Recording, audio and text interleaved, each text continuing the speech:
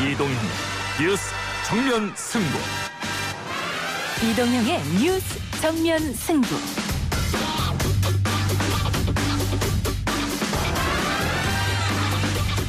청취자 여러분 안녕하십니까, 이동형입니다. 일본군 강제 위안부 피해자 이용수 할머니의 기자회견으로 시작된 윤미향 더불어민주당 당선인에 대한 의혹.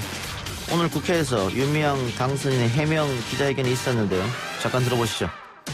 지금까지 저에게 제기된 문제에 대해 국민들에게 설명드리기 위해 이 자리에 섰습니다.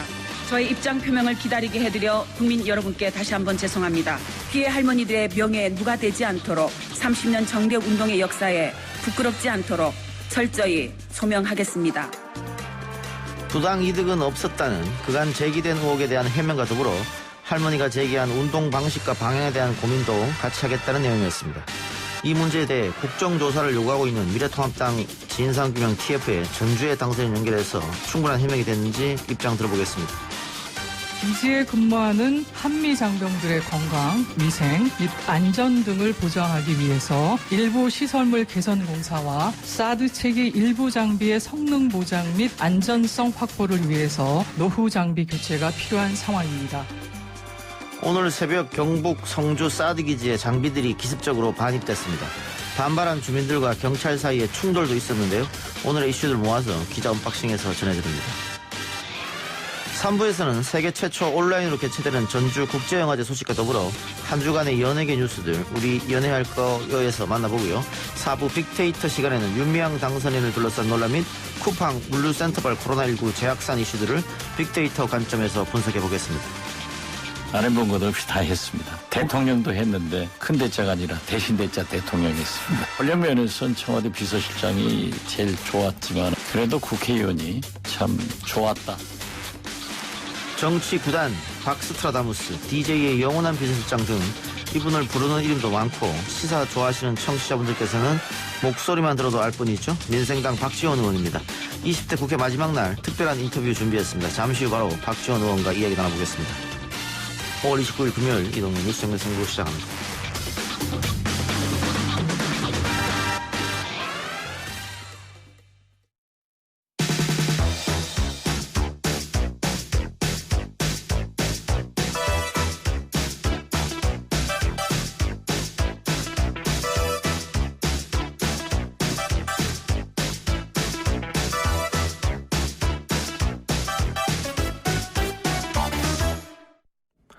이분을 뭐라고 불러드려야 가장 잘 어울릴까요? 김대중 대통령의 영원한 비서실장, 대북통, 정치 구단에 이어 이제는 스스로를 낙선 거사라 칭하는 분입니다. 오늘 20대 국회 마지막 날 특별한 인터뷰 준비했습니다. 오늘까지는 국회의원이지만 내일은 어떤 분이 될지 모를 뿐. 민생당 박지원 의원 전화로 연결합니다. 의원님 나와 계십니까? 네, 안녕하세요. 박지원입니다. 예, 오랜만입니다. 예, 오랜만에 전화 연결하네요. 네. 자, 20대 국회 마지막 날이고 또 금요일인데 금기원래 오늘도 지키고 계십니까? 오늘은 하지 않습니다. 네, 오늘 아침에 예. 새벽에 광주 MBC 인터뷰가 있어서 다녀왔습니다. 예. 자, 목포까지는 못 가니까 굉장히 서럽네요. 더 이상 출마하지 않으시겠다고 인터뷰한 것 같은데요. 네, 총선에 출마하지 않겠다고 했습니다. 그럼 다른 건 준비하고 계십니까? 아니, 뭐 준비하는 게 아니라 예. 자꾸 다음 총선에 출마하느냐. 예. 그래서 하지 않는다. 예. 이렇게 답변했습니다. 그럼 네. 오늘로서 국회의원은 마지막이네요. 그렇습니다. 예. 예. 소회 한 말씀 부탁드리겠습니다. 지난 16년간 특히 12년간 목포 지역구 국회의원으로서 치열하게 활동했습니다. 예. 금기원래 방금 말씀하셨지만은 지구를 11바퀴 도는 그렇게 활동했기 때문에 후회는 없습니다. 그러나 좀 아쉬움이 남고 섭섭합니다. 제일 아쉬운 부분은 어떤 것일까요? 네? 제일 아쉬웠던 부분은 어떤 걸 짚을 수 있을까요? 글쎄요, 저는 특별히 아쉬웠다라고 예. 생각은 하지 않았습니다. 왜냐하면 제가 정치에 입문해서 야당 때는 김대중 총재님을 대통령으로 당선시키는 것이 예. 애국이고 예. 김대중 대통령님을 모실 때는 선거관 대통령을 만드는 것이 애국이다. 예. 이렇게 하고 목포에서 12년 국회의원을 하면서도 목포 발전과 우리 대북 문제 그리고 중앙정치에서 치열하게 했기 때문에 뭐 아쉬운 것은 없다. 그러나 제일 아쉬운 게 있으면 지난 총선에서 낙선한 거죠. 대북 문제 말씀하셨는데 그 뭐 예. 초대 평양 대사가 가고 싶다 뭐 이런 말씀도 하셨잖아요. 예, 그거 좀 갔으면 좋겠어요. 예. 그래서 문재인 대통령께서 예. 지금 트럼프 대통령이 자기 코로나 미국 대선에 정신이 없잖아요. 예. 북미 관계도 교착됐고 남북 관계도 교착됐는데 예. 빨리 좀 정상화해가지고 예. 남북 간의 대사관 교류가 되면은 초대는 꼭 박지원 보내달라 이렇게 바라고 있습니다. 예. 빨리 돼야죠. 예. 남북 관계를 선제적으로 좀 풀어달라 이런 말씀인 것 같은데. 그렇죠. 예. 예. 북한이 좀 호응을 안 하는 것 같습니다, 그런데. 지금 뭐 코로나 문제가 있어서 호응도 안 하지만은 북한 김정은 위원장도 잘 알고 있습니다. 예. 문재인 대통령을 압박하고 비난해서 미국을 움직이려고 하는 예. 거니까 저는 이러한 때는 문재인 대통령께서 한 발 앞서서 강하게 추진을 해야 된다고 생각합니다. 한 발 앞서서. 그래서 알겠습니다. 지금 문재인 대통령께서 보건협력 등 김현철 통일부 장관의 관광 이런 것들이 상당히 전진적인 제안을 하고 있는데 미국에서는 자꾸 제동을 걸고 있단 말이에요. 예. 그러나 이러한 것은 미국 입장이고 우리 남북 문제의 개선은 우리 정부 차원에서 예. 문재인 대통령 차원에서 강하게 추진해서 트럼프 대통령이 대통령 선거 전에 지금 바이든 민주당 사실상 후보에게 밀리고 있지 않습니까? 예. 그래서 북미 정상회담을 한번 하는 그런 쾌거를 한번 만들어봤으면 좋겠어요. 그 대북 문제 관련해서 문재인 정부가 미국 눈치를 보는 거 아니냐 이런 지적이 있는데 혹시 동의하십니까? 눈치를 봐야죠. 왜냐하면은 남북 간의 100가지를 합의해도 지금 현재는 북미 간의 합의가 되지 않으면 안 된단 말이에요. 예.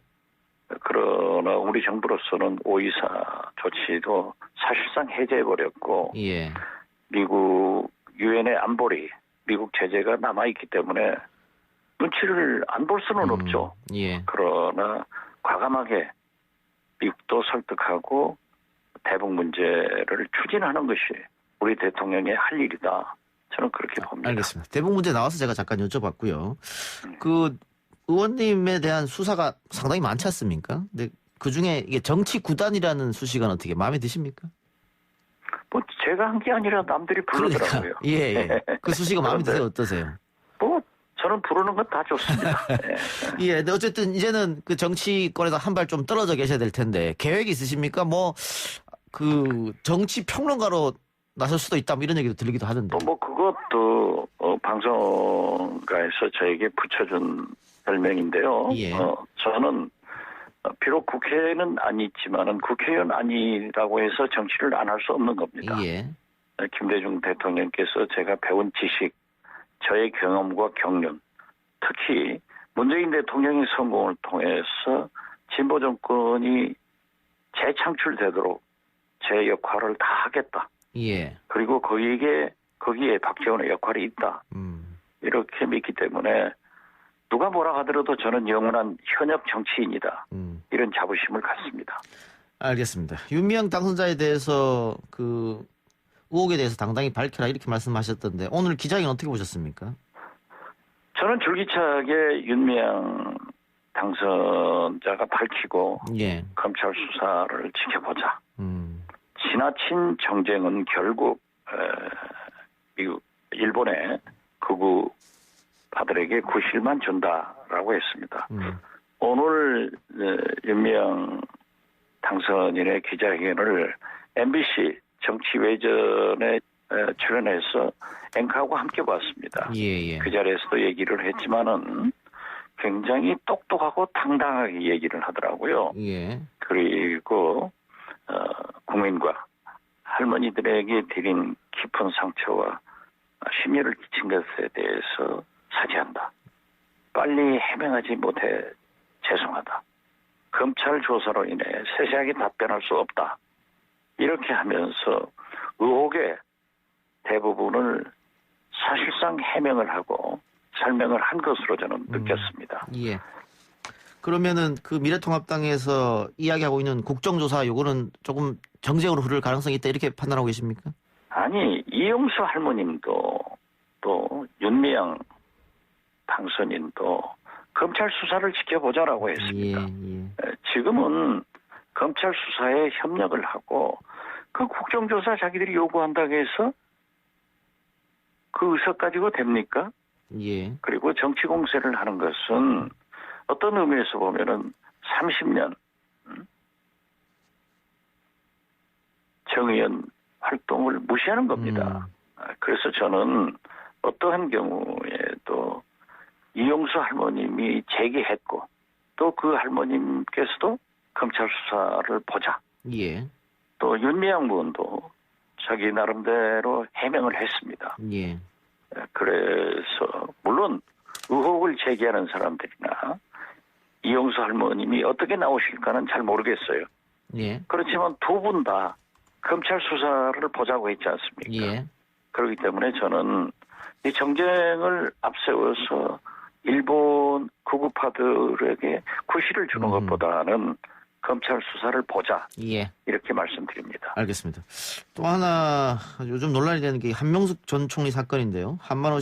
고 한만호 씨 비망록이 나오면서 당시 검찰 수사에 문제가 있었는 게 아니냐. 그래서 뭐 재조사 혹은 뭐 재심을 해야 된다. 이런 얘기가 나오고 있습니다. 의원님도 그 저축은행 사건 때문에 좀 곤혹을 치렀다가 결국은 무죄 났었던 거 아닙니까? 그렇죠. 그건 검찰이 재사건도 조작을 했지만은 결국 증거를 찾아내서 무죄 판결을 받았습니다. 특히 한명숙 전 총리의 재판 관계는 제가 당시 원내대표였고 또 법사위원으로서 제일 많이 추궁을 했고 의문을 제기했던 것입니다. 1차 재판도 무죄가 나왔고 2차 재판도 그 내용을 제일 잘 압니다. 그러나 지금 고 한만호 씨의 비망록과 함께 있었던 분들이 새로운 진술을 하고 있지 않습니까? 확실하단 말이에요. 그러면 저는 검찰의 명예를 위해서나 사법부의 신뢰를 위해서 반드시 재수사해서 재심해서 명명백백하게 밝히는 것이 좋다. 99마리에 잃어버린 양보다는 한 마리에 잃어버린 양을 더 중시하는 게 인권 아닙니까? 그래서 저는 이것만은 자신 있게 말씀드립니다. 알겠습니다. 그런데 한쪽에서는 또 공수처에서 이 문제를 들여다보는 게 좋지 않겠느냐 이런 이야기도 있던데요. 어떻게 보세요? 그러한 것은 개인적 의견이고 또 그 얘기할 수 있지만은 사실 공수처는 아직 출범도 안 했잖아요. 그렇죠. 애가 아직 태어나지도 않았는데 초등학교 입학 준비하는 것하고 똑같죠.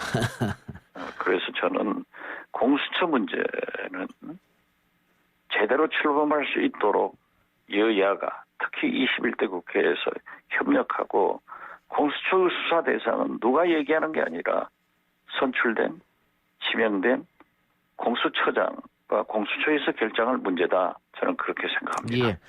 그 아까 말씀처럼 법사위원 또 오래 하셨지 않습니까? 근데 이번에 이제 21대 개원되면 원구성 협상부터 해야 될 텐데 이 첨예하게 대립되는 게 아마 법사위를 누가 가져가느냐 이 문제일 것 같습니다. 그렇죠. 그러니까 제가 12년 법사위 한 사람은 저밖에 없을 겁니다. 그런데 그래서 만주 변호사 별명도 받았는데 이 문재인 대통령, 문재인 정부는 촛불혁명의 산물로 태어났습니다. 그렇기 때문에 법과 제도에 의한 개혁을 해야 됩니다.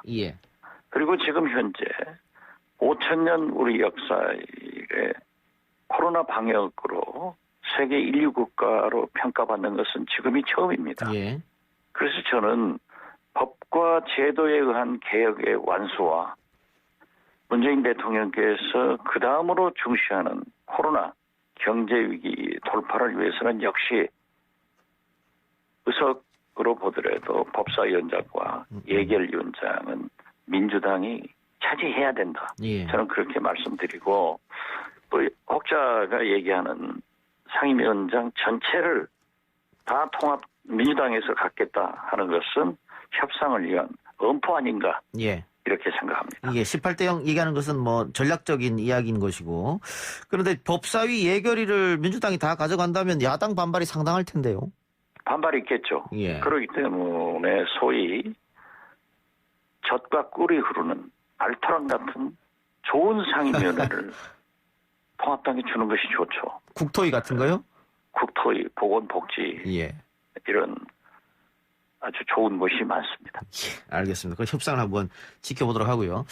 그 의원님 그 국회의원 생활 오래 하셨습니다만 20대 국회는 또 다른 국회 때보다는 또 국민으로부터 비난을 많이 들었던 것 같습니다. 뭐 동물국회 뭐 이런 얘기를. 그렇죠. 예. 실패한 국회 특히 이 여야가 입법 활동에 제일 부진한 35%도 통과를 못 시킨 그런 국회이고 동물국회다 이렇게 평가를 하지만은 그러한 비난도 감사하지만은 그래도 20대 국회에서 박근혜 탄핵한 그러한 역사도 있다 하는 것을 기억해 주셨으면 감사하겠습니다. 예. 그러면 21대 국회 바라는 점 혹은 의원님께서 조언할 점이 있으시면 이번 기회에 말씀 좀 해주시죠. 지금 민주당이 압도적으로 177석 아니에요? 예. 뭐든지 다 할 수 있습니다. 예. 그리고 범진보권이 190 그리고 범보수가 110이기 때문에 예. 저는 어떤 의미에서 보면은 굉장히 생산적인 국회로 일할 수 있을 것이다.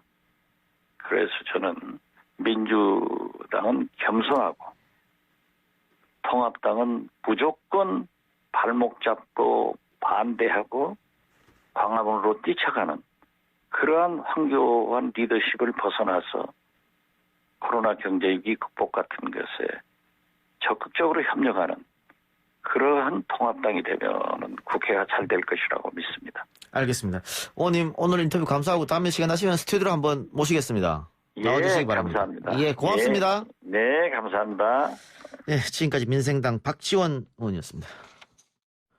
보이는 라디오로 레드헤어님께서 분당에서 9408번 버스를 탔는데 익숙한 이동형 씨 목소리가 들렸습니다. 고맙습니다. 9408번 버스 기사님께도 감사의 마음을 전하면서 1부 수사 마치고 2부 기자 언박싱 코너로 돌아오겠습니다.